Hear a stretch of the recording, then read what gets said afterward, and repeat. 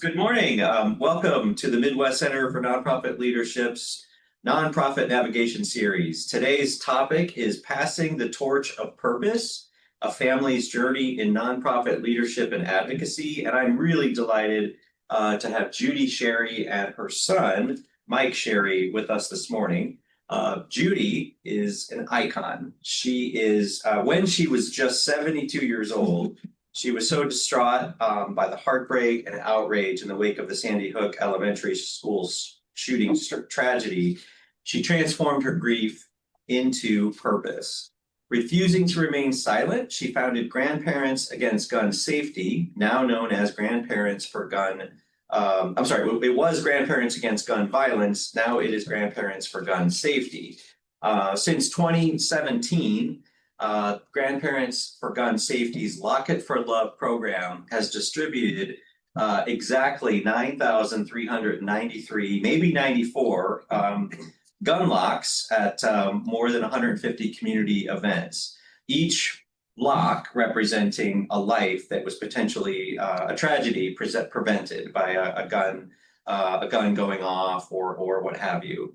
Her son, Mike, has been a powerful voice for truth and community throughout his decades in journalism, having contributed to just of the many places, the Kansas City Star, the Jewish Chronicle, the St. Joseph News Press, KCPT, and Congressional Quarterly. Today, he has founded and leads On Point Communications, where he helps nonprofits elevate their storytelling, fund development, and marketing through compelling, values-driven narratives that move people to act. My name is Tom Vanasagi, and I serve as the Managing Director here at the Midwest Center for Nonprofit Leadership at the University of Missouri, Kansas City. Here at the Midwest Center, our mission is to strengthen the capacity, impact, and sustainability of our region's nonprofit sector. We do that through education, bringing nonprofit leaders together, research, and consulting. We envision a Kansas City region powered by a vibrant, resilient, and forward-thinking nonprofit community, one where mission-driven organizations and courageous leaders like Mike and Judy unite to foster opportunity, build trust, and champion the well-being of every person. This morning, I am thrilled to be here with Judy and Mike, two remarkable leaders who embody that vision through their service, integrity, and compassion. Our conversation today will focus around a timeless question. How do families instill and pass down philanthropic and charitable values from one generation to the next? What happens in a family like the Sherrys that sparks a lifelong commitment to service and community? So with that introduction, let's start our conversation. We'll start with you, Judy. Can you share what first inspired your lifelong devotion to community causes? And then how did that ultimately lead you to found Grandparents for Gun Safety? Well, I've always been an activist. I started at a young age and kept going. I've always been very politically active and charitable. I started out when I was married and came here in nonprofit organizations, National Council of Jewish Community Relations Bureau. And that's how I knew that was the niche I wanted to be in. As far as grandparents, as you said, Grandparents Against Gun Violence, I had gone to a talk by a person named Reverend Jim Atwood, and it was at the Plaza Library in October of 2012. And he had been in the business of gun violence prevention for probably 30 years already. And I left there so enraged. And so this is my calling. And then I went home and I did the laundry and took care of the kids and did whatever and kind of went away, but not for long. It was gone by 2012. Yeah, I was going to say, Mike, if you were still at home, changing your diaper. Well, I did actually. I was doing good work with my family. Yeah. And then I abandoned them. No, when Sandy Hook came, and first of all, you were just struck by the tragedy of it. I mean, we'd already seen Columbine, we'd already seen school shootings, but this with 20 babies and 6 adult teachers. it just took your breath away. And then in January, these families went down to Washington, D.C. and said, can we have some, in those days we called it common sense gun laws. In the world of political correctness, it's now common ground, insinuating that common sense means you don't have any, which I consider to be what we have in Congress, but nonetheless. That's another topic. Right, another topic for another day. Yeah. So as it happened, Mary Sanchez wrote an article in the Kansas City Star about grandmothers against gun violence in Cape Cod. And I often say that was my first dating site experience, because I said, can you put me in touch with these women? So she did, and kind of the rest is history. We just talked about it, and I mean, like a bunch of grandparents or grandmothers, was no paperwork, no nothing. One of the women came out and met with us. So we just started our first meeting, had 30 people at it. We were at a little community center in Prairie Village. And as I say, I was telling Mike this morning, half of them were from my exercise class, and the other half were some woman's water aerobic class. Yeah. So, and then Mary wrote about us again. Oh, nice. And so our first meeting, we had maybe 50 people. Wow. We have monthly meetings, we have 80 people every single time. Wow. And so it just grew, but it was just in the beginning. Lots of organizations formed then. The Giffords group formed in, and Brady had already formed. Every town, the Moms Demand Action, a lot of people, state organizations were founded after Sandy Hook. Right. And your career though had been in marketing and public relations. Right. And so this was, I mean, you have had a very good professional life. And this came along, at 72 when were you retired yet? No, you weren't even retired. This was like a thing you did in your spare time. Kind of, yeah. Yeah. I'm kind of blessed by, I don't get real upset. I don't get nervous. I mean, I never thought about failure. But I didn't know what I didn't say I'm going to found an organization. It's going to have 300 plus people. And I just did it. You didn't have that vision. No. Okay. This was just, I want to do something. I want to do something. Yeah, I'm a big believer in just do it. Yeah. So I did it next to my work. Well, and as a nonprofit founder, that's how nonprofit founders do it. They just pull in, their first boards of directors, or, maybe it's their children, their friends, their brother or sister. And you just drug along your exercise class and people that knew you and liked you. And then it just grew from there. So that's pretty typical. And but it's fascinating to hear that you just got so moved and motivated. And I know Mary, she's great and just a terrific person. And I love that she really kind of became a champion for you. Yeah, that's great. Beyond it. Yeah. Well, Mike, you've had such a rich career in journalism and now in nonprofit storytelling. I know that's kind of how you kind of brand what you do. I'm really curious. I mean, so, after, spending basically your whole career in DC and back here in Kansas City, St. Joseph, why did you kind of pivot, kind of like your mom, moving from more of a for-profit journalism career? How did you get into this mission work? And then what would you say is most fulfilling about On Point Communications?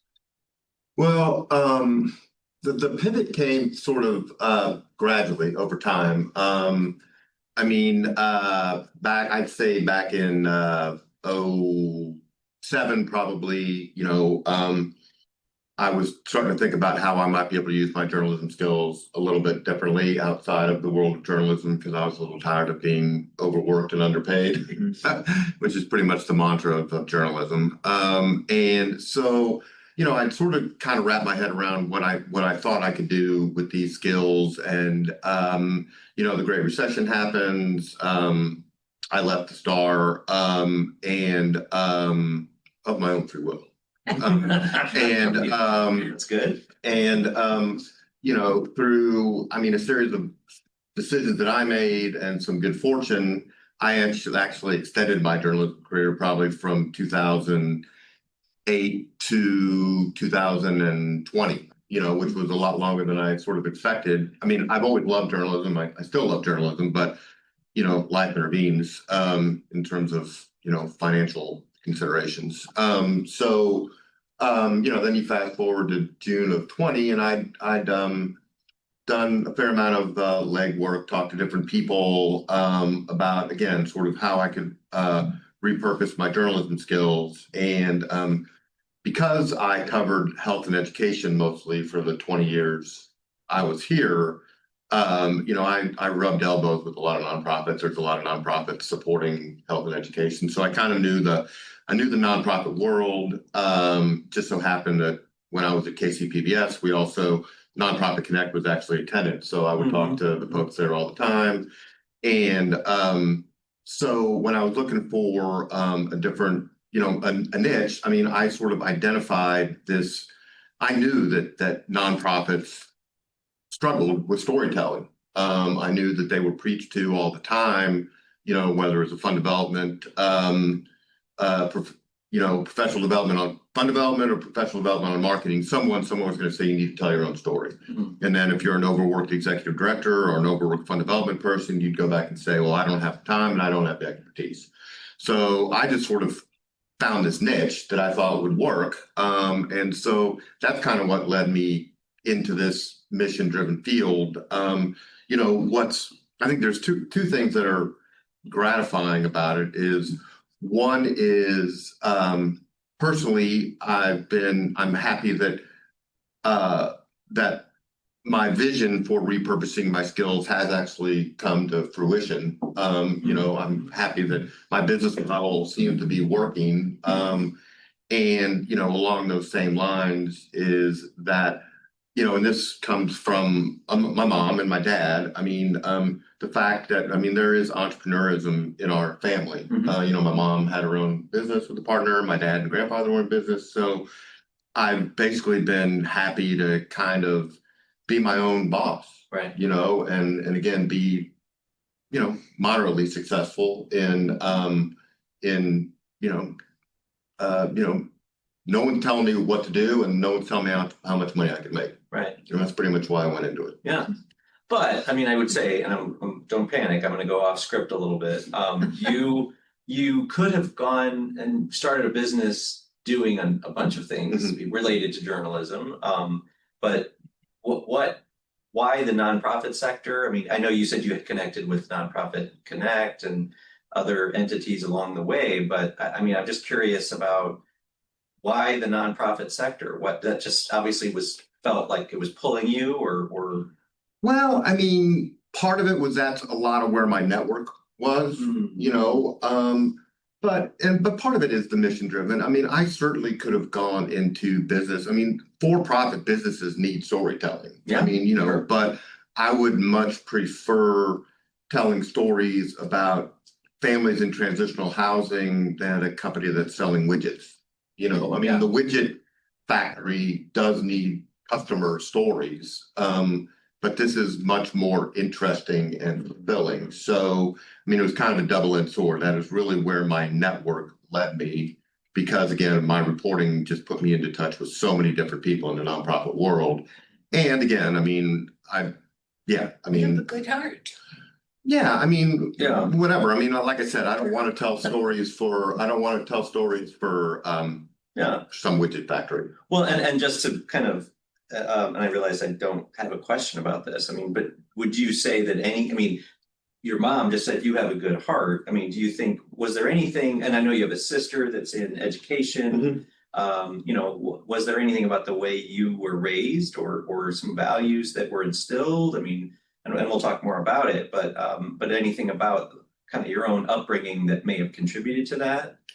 Yeah, certainly, we'll talk a little bit more about, the values that are instilled, but yeah, certainly it was in our household to serve folks. And, this way I, get to make money and serve at the same time. Right. Yeah. Yeah, exactly. I do volunteer. I'm on different boards. So, sure. But this was a way to sort of marry that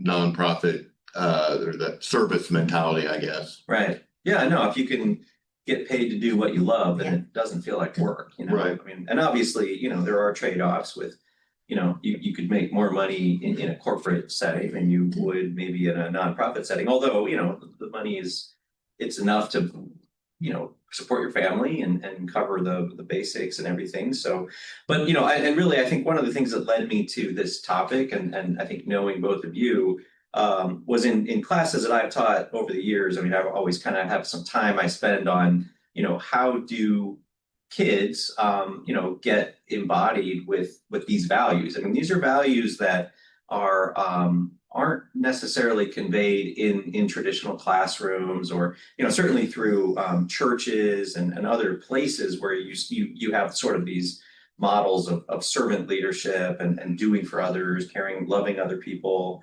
But research does show that children grow and learn through role modeling and conversation at home. So in your family, I mean, did you ever talk about service or was it more of just, you mentioned you have served and been on boards and worked in, the Jewish community and other causes your whole life, politically as well as others. Yeah. How do you think that showed up in your family? Well, I think, as Mike said, we're going to repeat this through the whole thing. We're role models. Yeah, yes. It's really hard to say to your kids, now you really need to care about other people. Yeah. It just doesn't happen. I mean, maybe they hear some comments in school, but they watched us both. Both of us did a lot of, my husband and I did a lot of volunteer work. Yeah. And I think we did talk about it. And, sometimes it feels like parents today have more to talk about than we did. I mean, who doesn't sit at the dinner table and talk about what's going on with hungry kids or homeless people? I mean, there's so many.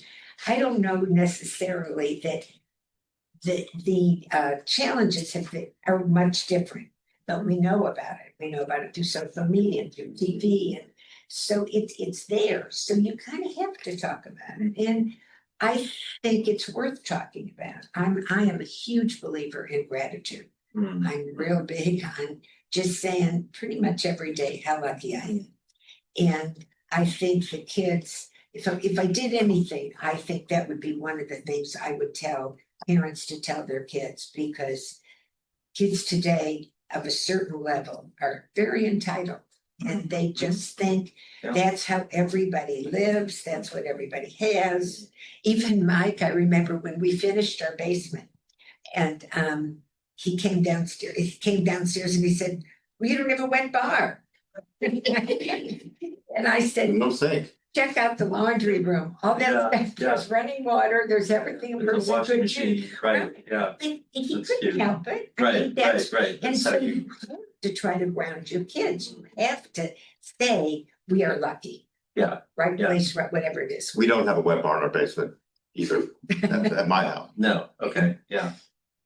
Well, and I think that, because I think what you just said, that's not present in every family. I don't think that every family, I mean, many families do talk about, the needs in the community or what's going on, being compassionate and caring and certainly role modeling is really important. But I don't think that shows up in every family. And so I think that what you guys did was different. You just have two kids, Mike and then a daughter.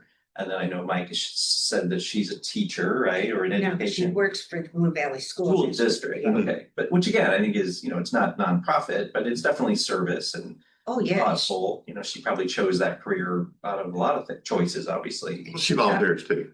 She volunteers a lot. Yeah. And she also talks to a lot of entitled parents. Sure. There's a lot of eye rolling that goes on in her office. And we all go through phases, whatever. I mean, I didn't know. I grew up, God knows you guys don't even know that far back. But there wasn't the word parenting. And I don't think parents got involved as much. And there's always a good side and a bad side. When my mother said, "Why would I join the PTA?"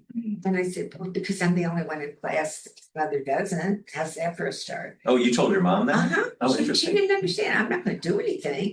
And so I said, "Can I have $5 or whatever it was?" So I'm just not up. So So it didn't come from my. So your household didn't necessarily Oh, no. have those Oh, values. no, Interesting. no. Yeah. Oh, wow. Yeah, they were Okay. interested in the world, but no, they did But not. not, and you No were role actually kind modeling. of different from your parents by saying, hey, can you join the PTA? Right. That's amazing. I can't imagine. Right. I mean, a child saying that to their mother, you know, Yeah. you're the only mom that isn't a member of the PTA. That's fascinating. Yeah.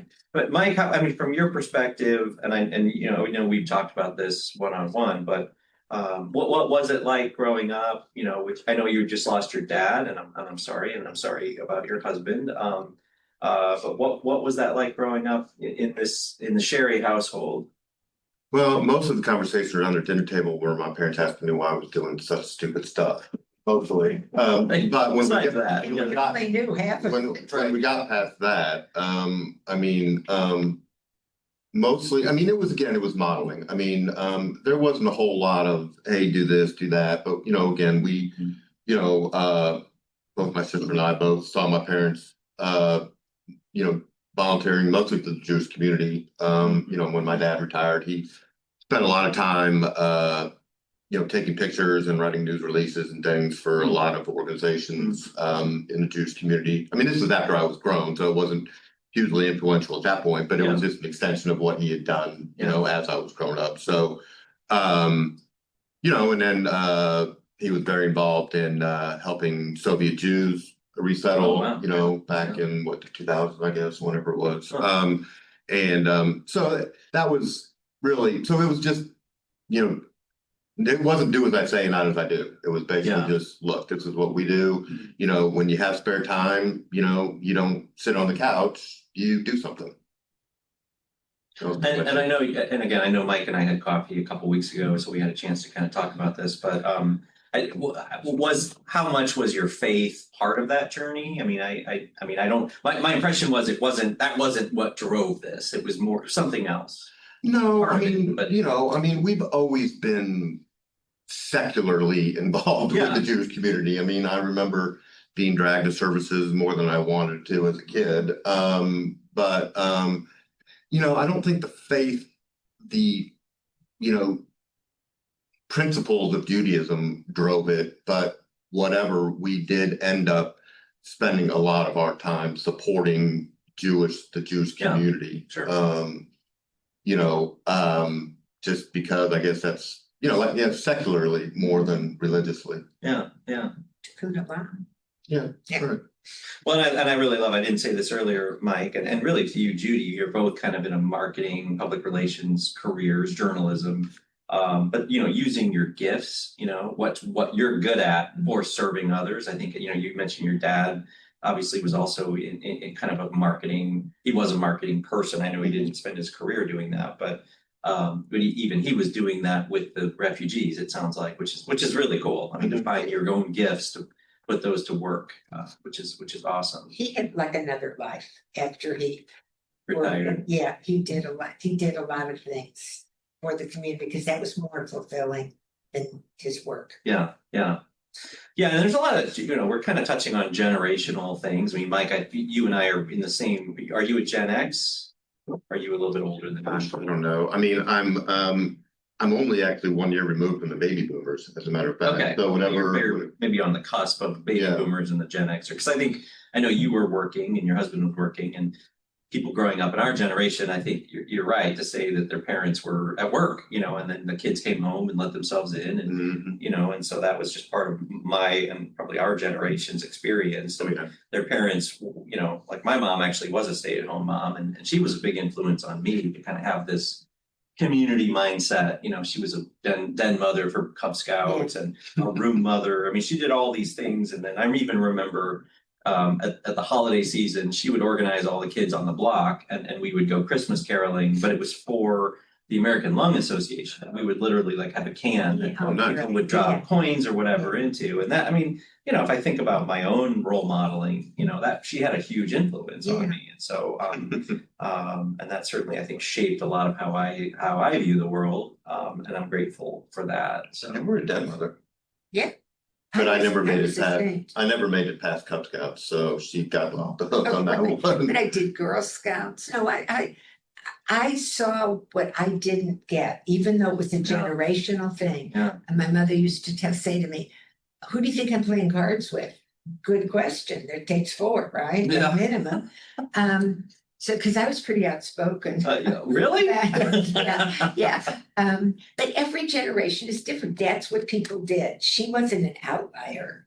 But I was an outlier. I was the only person in my generation who worked, of my friends. Oh, really? I had an experience in Swanson's, which is a thing you've never heard of, a story you've never heard of.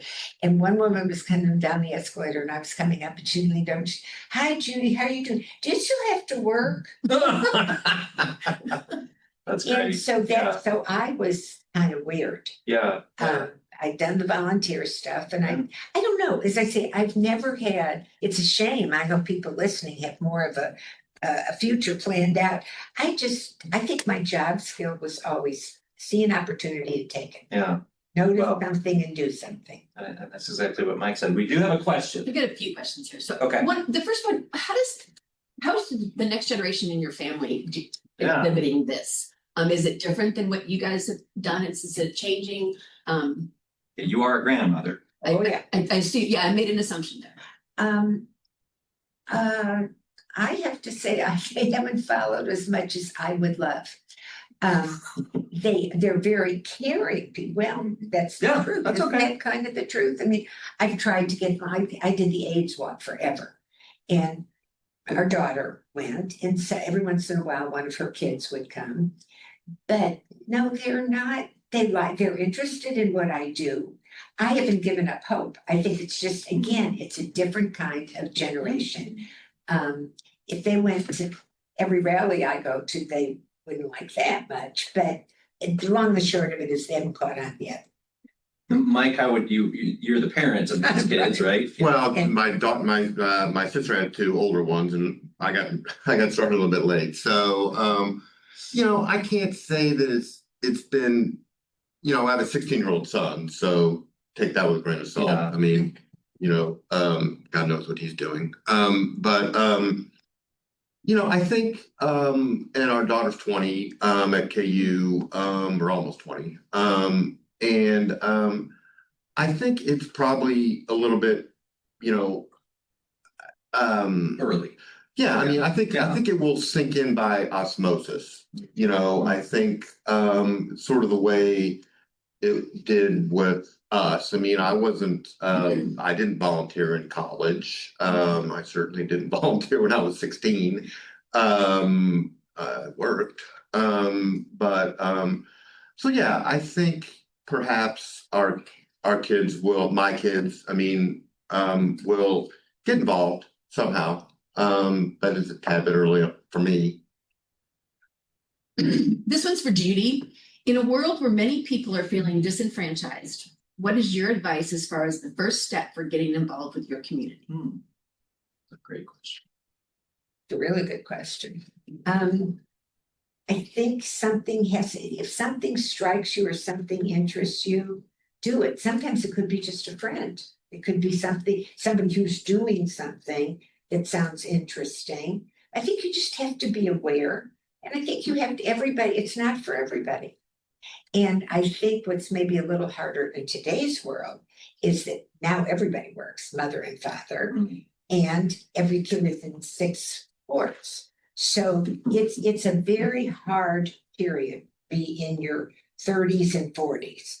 I see it all the time when I try to set a meeting or whatever. Well, it's got to be over by 3 because I pick up my kids, or I have to go to basketball practice. So again, like our grandkids, I think it'll hit people. Luckily, their life expectancy is growing. And so I just think everybody is maybe a little bit of a later bloomer than we were. Yeah. But I don't give up hope. I mean, I think about your kids, they know what I do.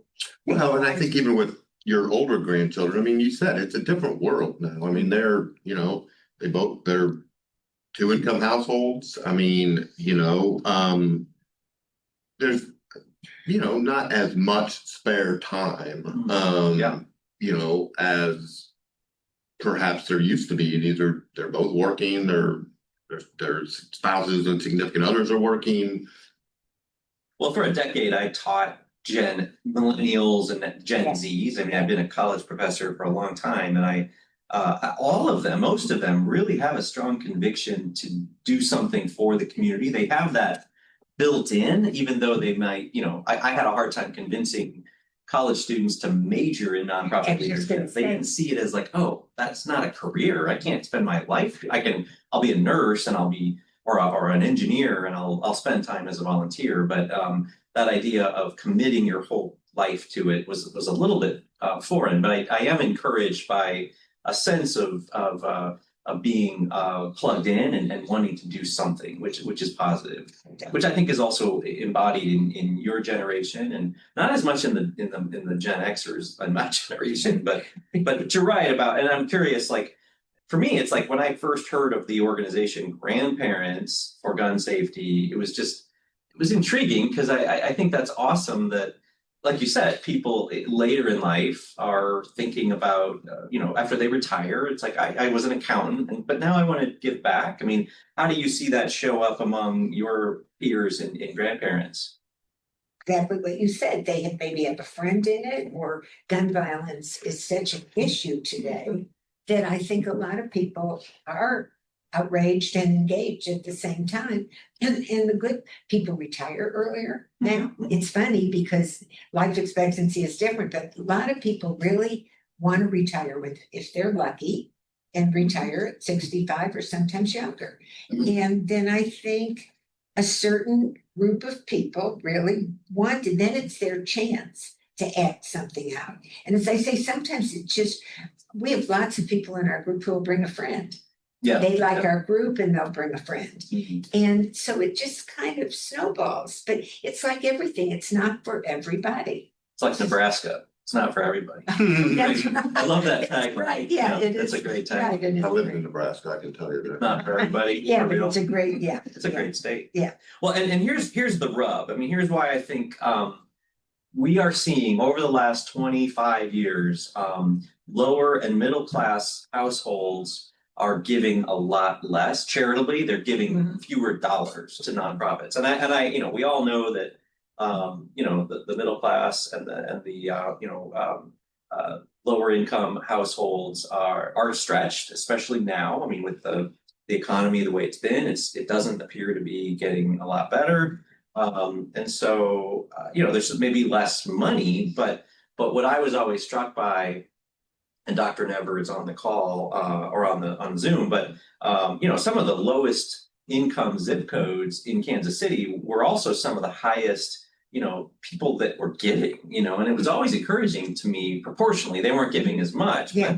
but that number is going down. And so I'm concerned about how what does that mean? Why are people giving less? Maybe it's an economic thing, but I think it's also a little bit about what we're talking about, that they aren't seeing their parents giving, they're not seeing that role modeled as much. So I don't know, any thoughts about that? Because it's a concern of mine. Now, individual giving is going up only because of the Bill Gates, the uber wealthy are giving a lot more, which is great. But when we look across the board at individual giving, that middle to lower income household is it's just precipitously going down. I think basically people are really stretched. And Mike has a really good answer, so I'm not going to steal it from him. But I think you can teach kids just a little bit. Like in the Jewish religion, there's a tzedakah box, a little box that you put coins in if something good has happened to you. And so it's a way of saying, just put a dime in. That's gratitude. Or it's the gratitude thing. And I think the reason I think people in some of the zip codes that have the most problem is because they have the empathy. Right. They know and they live next door to somebody who they can see. I see their kids and they don't have shoes today. Yeah. So but they can't give money necessarily, but they can give in other ways. And that doesn't help the nonprofit. But maybe it does a little. If people like to take care of one another, then we don't have to have so many clothes drives. If you extended that, people taking care of each other can help mitigate that particular need for the nonprofit. So maybe it's our job of nonprofits, certainly in the sector of people needing help, because there's all kinds of nonprofits. But I think that's something people will be doing.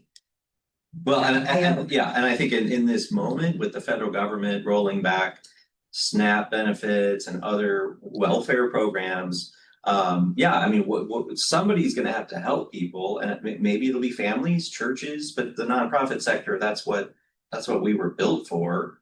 So we're moving into a time where I think needs are going to, I think, skyrocket. I think so, and it may take some retooling on the part of the nonprofit. What should we be spending this much time doing something that the community is able to do for itself? Yeah. What's another way? Should we be more into advocacy and trying to deal with some of the issues so they're not such a bind? Right. And Yeah. I think you can still, those of us who are lucky, can remind their kids that they are lucky. And so when the mailman, the post people, put your donations on the mailbox. Oh, See that? right. Yeah, that's true. Any comments about that, Mike? Well, I mean, I do think, and this is just pure conjecture, but yes, I mean, households are stretched thin monetarily. We got 2-parent households. I mean, one thing that popped into my head is that, organized religion is not as, a lot of people are less involved in organized religion, and a lot of folks gave through their churches or their places of worship. So that may be one reason why that individual giving is going down. But, the other thing, and you know this as well as anybody, but, it doesn't have to be monetary. Yeah. I mean, volunteerism is a huge benefit to nonprofits. Yeah. And so even if you can instill in a household that it doesn't have to be financial, it can be, you can give your time and not your treasure. And volunteerism, I mean, there's all sorts of, metrics as to how much, what the value of a volunteer hour is. Yeah, absolutely. That can add up to, a couple employees. So, you don't have to give your treasure if you give your time. Or in kind, donations. Exactly. I mean, that's really where we do support some causes monetarily, but I've always been of the mind more that I will give my time. I mean, I'm on a board, do a lot of, do some volunteering. So I kind of prefer to give my time. Yeah. Questions? Yeah, a question for Mike. In this hyper politicized world, how do we communicate across the divide? What should nonprofits do? What promising practices do you have?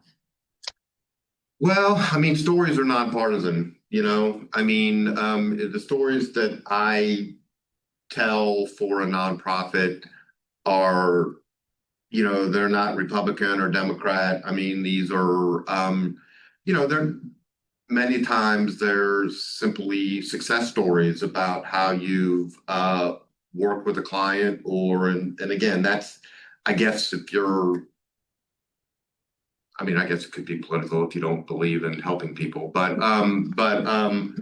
for the most part, they're apolitical, and and then the other stories I tell are just simply kind of newsy stories about what's going on in the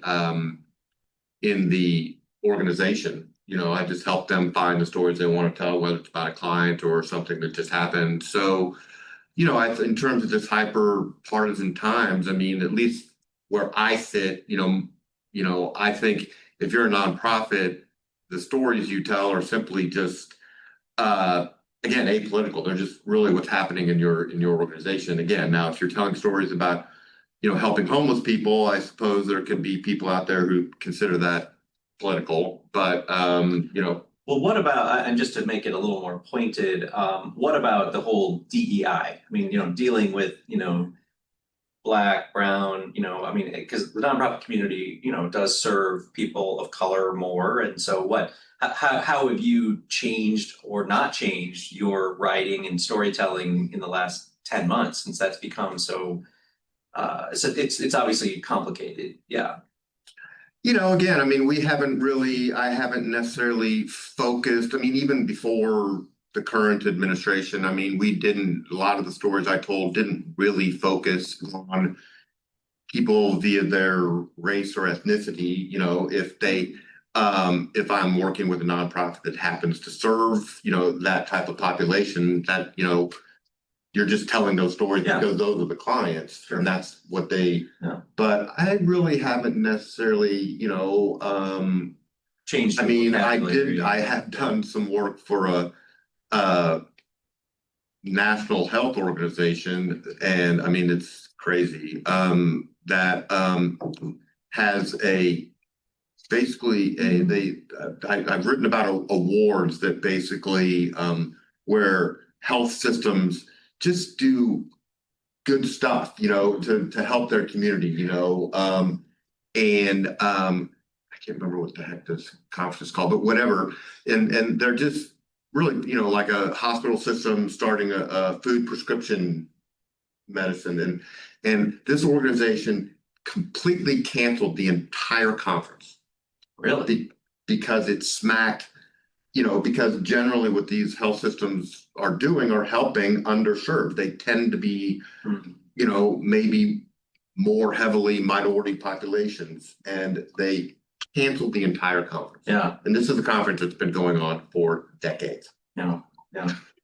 I mean, I still wrote the stories, they still use them in a different conference, but that's just, so that didn't affect my work, but it just shows you the sort of and I don't blame them. I mean, the organization I'm working for is in a heavily regulated industry. Yeah. And so in this environment, you know.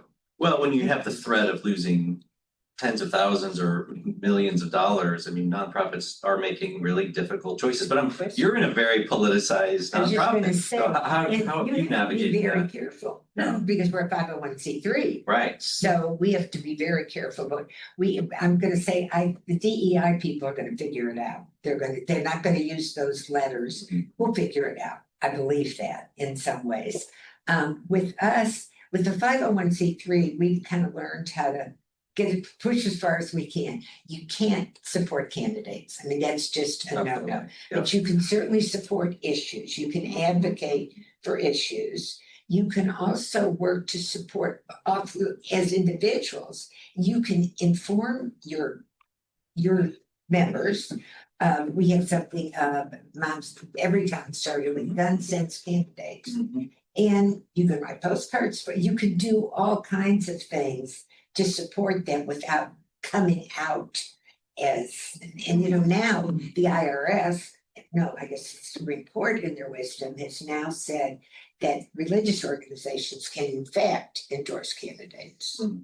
So that'll be a whole nother thing, but I don't think we'll fool with it. So it's Yeah. You just gotta be smart how you do it. Yeah, absolutely.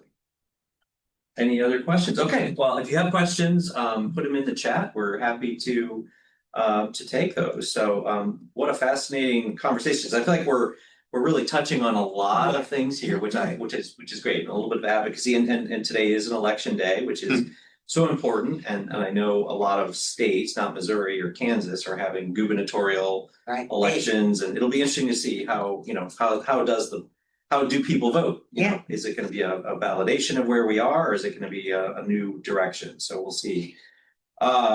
Yeah, so I think we still have about 10 to 15 minutes here. And so, you know, I think we've really talked about, you know, role modeling and conversations at home. We've talked about the number of donors declining at the, you know, the lower or middle income households, and how, you know, how if that's impacted by the role modeling and conversations.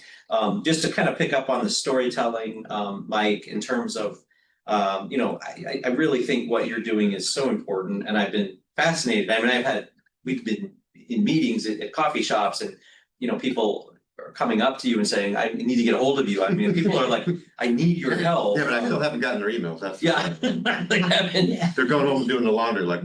Yeah, so I'm curious about storytelling. Really, I think in the theme of what we're talking about with regard to, you know, both big picture media, bigger communication, you know, outside of the, you know, households.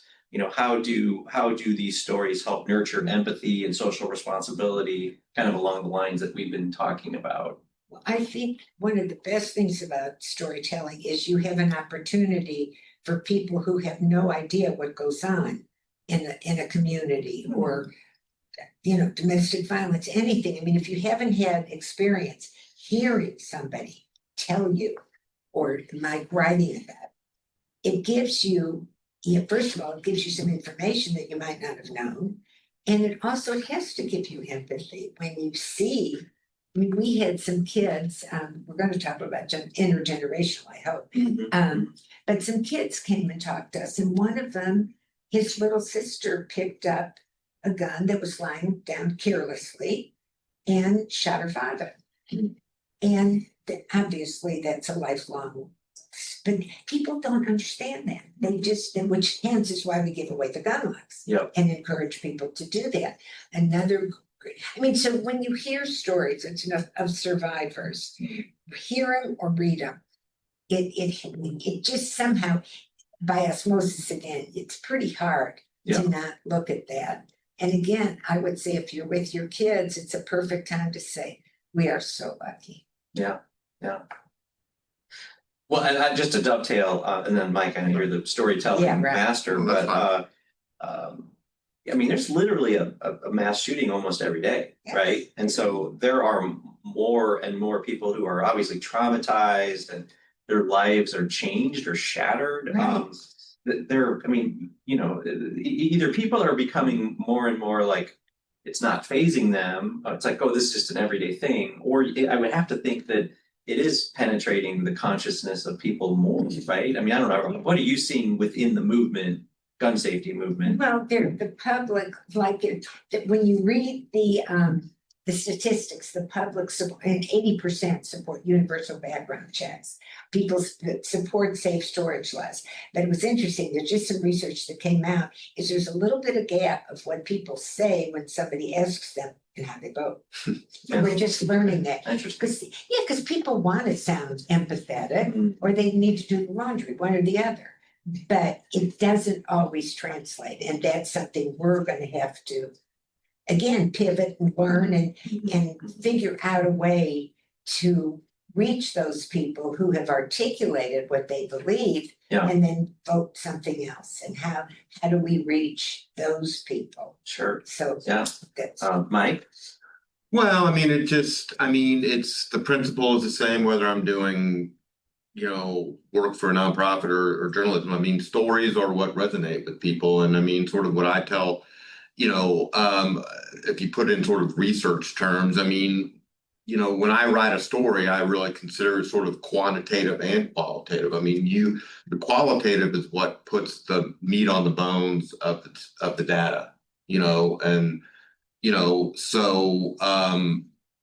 you can, it's the same reason that, like I said at the opening, I mean, it's the same reason that,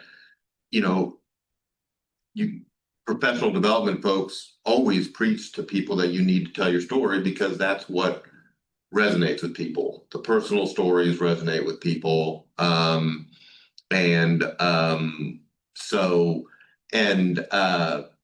Again, I mean, I do a fair amount of grant writing too. Grant writing does not have to be dry. You can weave narratives and personal stories into grant narratives that make you stand out. So if you're a person who's reviewing hundreds of grant applications and something actually doesn't sound boring, so I think it's this age-old thing. I mean, stories kind of just bring home the idea. Yeah, and I think from your standpoint, we have a question, but stories, I think, helping educate nonprofit leaders about mining those stories. And how do you get those stories? I mean, you have to be a reporter, you have to have your own beat, if you're a social worker or a grant writer, I mean, wherever you are, I mean, it's just how do you really access those is a skill. We have a question. Yes. So Judy, we're going to have you put that grandmother hat on for a moment. So many countries, Argentina, Chile, mothers and grandmothers take a prominent role in kind of arguing against the politics of the government sometimes. Do you see your role as grandmothers, and I know you're grandparents, but as grandmothers, an important symbolism? Have you used that in the advocacy work you're doing? It's kind of hard to say no to grandmas. Exactly. Not really. Well, you're an exception. No, it's interesting that you would say this. I was on a Zoom call last week with grandmother's connection or something all over the world.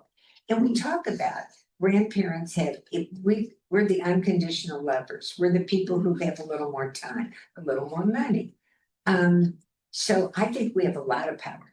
Yeah, I definitely do. Men are nice, but I really think that grandparents really have a niche. In fact, when we were going to change our name, we knew it was time to not be against something. It's just, you're just pushing up the hill all day, every day. So we said, what's our mission? And our mission is safety. So that's how but we had a lot of discussion about is this the time to try to attract younger people or people who, yeah. And we finally said, no, that is our brand. That is what we do. And as I say, the time, the money, the unconditional love makes us perfect. And I don't know if I should say this, but I'm going to. Grandmothers are pretty outspoken. I mean, I saw a lot of signs recently at rallies that were quite good. I had one, I went to a rally and I copied it from somebody else. Now you've pissed off grandma. And I think that just sums it up. You're not gonna get away with this. My grandchildren are gonna live in the world you create, and I'm not gonna let you screw it up. That's beautiful. And It's not elegant, but no, but it's awesome. And I love the question too. But I'm just thinking about my wife's mom has given money to we have twins and they're 18. So Yeah. And she's given them gifts and is talking about giving them more money later. She's saying to them, here's money, I want you to figure out who you want to donate it to. Wonderful. And I think that's a nonprofit, and I think that's a great way to, as you said, a grandmother who's got some resources, and saying to her grandkids, I'm going to give you a gift, but this gift isn't for you. It's for you to decide who you want to, what cause. And I think that's a great way to encourage giving and charitable thinking, compassion, and let them choose. Maybe it's an organization that has some meaning for them. And so, and I think it's absolutely true that grandmothers especially have a lot of power and a lot of, and you've earned it. You've done a lot of work and hard, and I've seen many, grandmotherly women in courses that I've taught here at the university that they're so convicted and just like you. I mean, they're starting something, later in life, which is just awesome. And Do they stay awake? They have, yeah, they'll take you to task. I mean, they're a little tougher on me than a lot of students. So, but is that any other questions? Okay, well, we're coming down to the very, very end. I have an interesting question, maybe that we could finish with, and it's question 11, if you're following along. What have you learned from each other? Mike, you've already talked a little bit about, what your parents were like growing up, but I have to think that, and I've told your mom this, that you were the one that came to me and said, my mom has to get out of being the president of the board, the executive director, and I hope I helped you with some transitions with that. So Mike, I know you've had, a front row seat to watching your mom build this incredible movement in Kansas City. And then have you learned anything from your son other than he's an entitled bastard? There's that. You've known that all along. Yeah. But that's her fault. Absolutely. Role model. Yeah, she was working, she was volunteering, going to rallies, Right. you're at home starving. Really, and I thought I was a pretty good networker, but he surpasses me beyond. And it has inspired me when I meet somebody to follow up with an email and have coffee at my favorite place. So I've learned that from him, and also tenacity. I mean, I have to say, I think I have it, but he's got it too. So I guess I would say he's role modeled a bit for me. He's honed my skills. I had the instincts, but when I see how he manages it, I say, I can still do better. Wow, I love that. Yeah. And you're 85. I mean, you're still learning. I love it. You're like, how can I hone my skills at 85? Yeah. Mike, what about you? Especially as you watched your mom become this superstar in Kansas. I mean, I've seen her at the it's the event you have in the fall. the forum. The forum is, it's a huge event you do every year, and it's awesome. You bring in national speakers, and I'm just like marveled at, you're like a superhero up there. Well, it's not just me. Wow, I mean, I'm gonna go to the Chiefs route, but it's true. I mean, you have that. you're the Patrick Mahomes, yeah. Yeah, of maybe, but he grandparents. throws some bad passes. Well, So, yeah, occasionally, Yeah. yeah. But sorry, Mike, I'm like No, talking with your mom, but what have you learned from your mom? Well, I mean, and not necessarily from grandparents, but mostly going back to the entrepreneurism thing. I mean, we both use the same word, tenacity. I mean, you can't, both my parents, again, were small business people. You've got to be tenacious. You have to somewhat think on your feet. You got to solve problems. You got to plow ahead. And so I think that's really kind of what I've learned, from her in terms of, yeah, I mean, just keep pushing on. And if I'm not saying I don't have my doubts or get down or whatever, but with the when it comes down to it, I mean, if you're gonna run your own business, you gotta keep moving. Beautiful. Yeah, and I think go ahead. no, I was hoping if we have a little time to get into the intergenerational part. Yeah, go ahead. Just Yeah. because I think it is so, so important. Oh my God, we are working, I'm a huge believer in intergenerational. I think we have to do that. And I think. What do you mean by intergenerational? Well, Can you define? anybody who's not 85. Okay. Of course, I am the oldest living human in our organization, that is for sure. But we have one skill, but we have to get kids involved. I'm very interested in kids because I think, first of all, I want them to know that they are loved and that we want to make a better world for them. And we want them to come along with us. We want to support them. I mean, I keep saying, I don't want to be the boss. I want to be the helper. I want to do. And so I think it's so perfect. And kids are willing. They really are. They love their most of them love their grandmas. So they don't mind me.